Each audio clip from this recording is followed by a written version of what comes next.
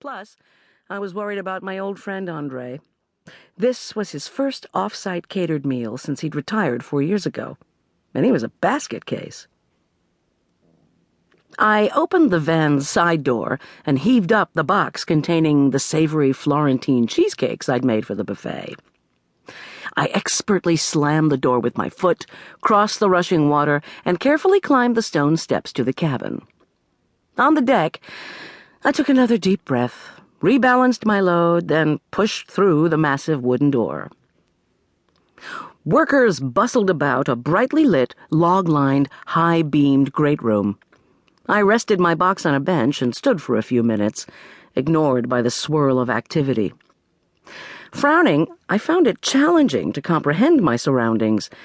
2 workers called to each other about where to move the scrim, which I finally deduced was a mounted swath of fabric designed to diffuse the photographer's light. The 2 men moved on to clamping movable 8-foot-square wood screens, flats, I soon learned, into place. The flats formed a 3-sided frame for the set. Meanwhile, other folks rushed to and fro, laden with hair dryers, notebooks, makeup trays, tripods, and camera equipment. Hoisting my box, I tried to figure out where Andre might be. As I moved along, the models were easy to spot.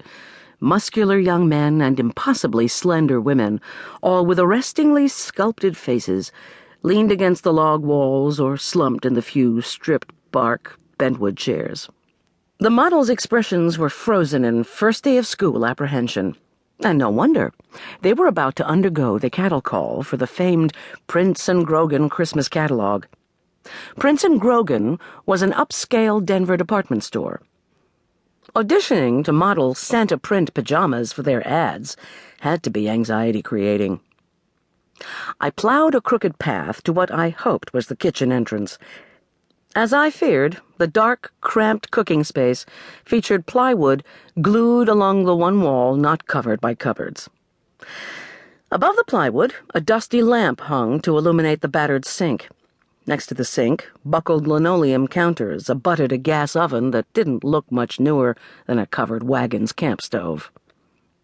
In the center of the uneven wood floor, short, paunchy, white-haired Andre Hibbard surveyed the room with open dissatisfaction. As usual, my old friend and mentor, who had made a rare compromise when he'd immigrated, anglicizing his name from Hébert to Hibbard, sported a pristine white chef's jacket that hugged his potbelly. His black pants were knife-creased, his black shoes were shiny and spotless. When he saw me, his rosebud mouth puckered into a frown.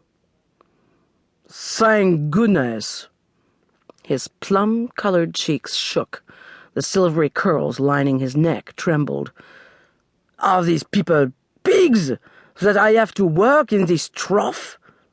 I may need money, but I have standards." I put down my box, gave him a quick hug, and sniffed a trace of his spicy cologne. "Andre, you're never happy, but I'm here, and I brought the non-meat entree you requested. Main dish cheesecakes made with Gruyere and spinach."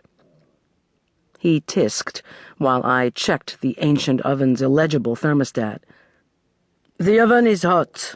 Whose recipe is it?"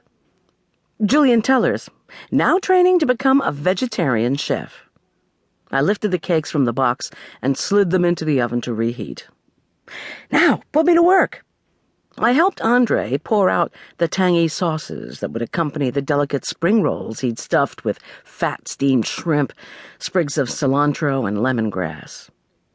Then we stirred chopped pears into the red wine vinaigrette, counted cornbread biscuits, Parker House rolls, and sourdough baguettes, and discussed the layout of the buffet. Prince & Grogan was the client of record, but the fashion photography studio, Ian's Images, was running the show.